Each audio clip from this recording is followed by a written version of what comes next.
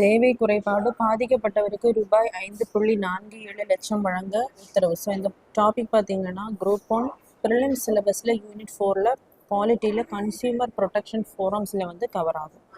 So consumer protection forum அப்படிங்கிறது நுகர்வோர் குறைதீர் ஆணையம்.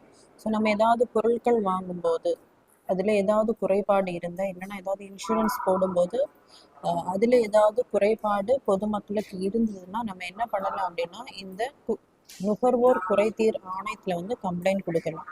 ஸோ அதன்படி தான் இப்போது இந்த சேவை குறைபாட்டிற்காக பாதிக்கப்பட்டவருக்கு இழப்பீடு வழங்க வந்து உத்தரவு போட்டிருக்காங்க. ஸோ இது எந்த சட்டத்தின் கீழில் வந்து இந்த நுகர்வோர் குறைதீர் ஆணையம் கொண்டு வந்திருப்பாங்க அப்படின்னா 1986ஆம் ஆண்டு கன்சியூமர் ப்ரொடெக்ஷன் ஆக்ட் வந்து கொண்டு வந்திருப்பாங்க. ஸோ இதில் பார்த்தீங்க அப்படின்னா டிஸ்ட்ரிக்ட் லெவலில் இருப்பாங்க, district consumer dispute redressal commission. அதே மாதிரி ஸ்டேட் லெவலில் வந்து state consumer dispute redressal commission.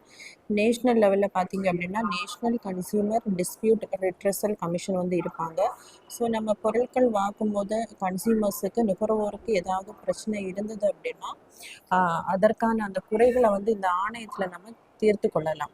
So டிஸ்ட்ரிக்டில் இருக்கக்கூடியது பார்த்தீங்கன்னா 50 லட்சம் வரைக்கும் மதிப்புள்ள அந்த பொருட்களுக்கு நம்ம டிஸ்ட்ரிக்ட் கன்சியூமர் டிஸ்பியூட் ரெட்ரஸல் கமிஷனை வந்து அணுகலாம். ஸ்டேட் லெவலில் பார்த்தீங்க அப்படின்னா 50 lakhsலேருந்து 2 crores வரைக்கும்.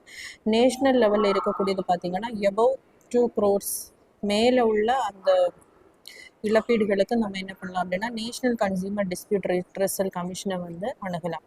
ஸோ இதனுடைய ஹையார்கி பார்த்தீங்க அப்படின்னா டிஸ்ட்ரிக்ட் லெவலில் நமக்கு ஒரு ஆர்டர் தரும்போது அதில் திருப்தி இல்லைன்னா நம்ம ஸ்டேட்டில் போகலாம். ஸ்டேட்டில் நம்ம திருப்தி இல்லைன்னா நெக்ஸ்ட்டு வந்து நேஷ்னல் லெவல் போகலாம். நேஷ்னல் லெவல் இல்லை அப்படின்னா நம்ம ஃபைனலாக போகக்கூடியது எங்கே பார்த்தீங்க அப்படின்னா சுப்ரீம் கோர்ட்டில் தான் நம்ம வந்து அப்பீல் பண்ண வேண்டியது இருக்கும்.